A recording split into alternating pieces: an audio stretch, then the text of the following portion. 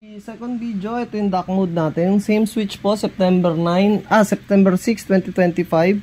Bali, dock mode natin siya para makita natin kung working yung inclusion niya na dock mode. Siyempre, pag switch, ang importante yung big screen. So, ito, imamount ko siya dito. Ito po yung dock na kasama niya. Wait lang, ayusin ko lang po yung camera. Yeah, correct. So, dapat mag-trigger siya. Once na isaksak natin ito. Ayan. So yan, kita po ninyo, working. Kahit sa TV sir, solid to. Basta switch. Naku, nagulit. Pause ko ba para mag-load siya agad?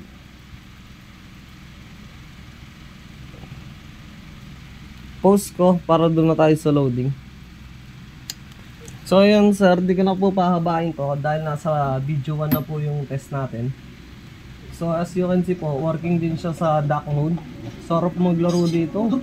Ang laki ng screen.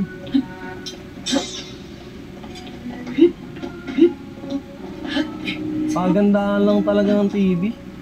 Kasi medyo ano to architect lang yung TV ko tumatalon-talon ba? Nasa TV lang din talaga para gumanda. Pero kung handheld lang sir, solid din. Ganda ng malaking screen, no?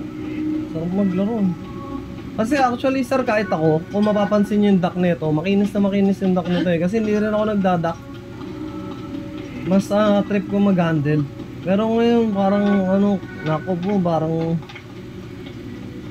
kailangan ko talaga ng pants. Masarap pala pagka malaking TV ginamit. Kahit hindi siya ganun ka-crispy kagaya ng sa handle kasi yung TV ko hindi maganda. Masarap din maglaro sa TV. So yun lang po, hindi ko na po pahabayan. Maraming salamat po. Tingin ko na test ko naman po lahat. Let me know lang po sa PM. Salamat boss. Thank you.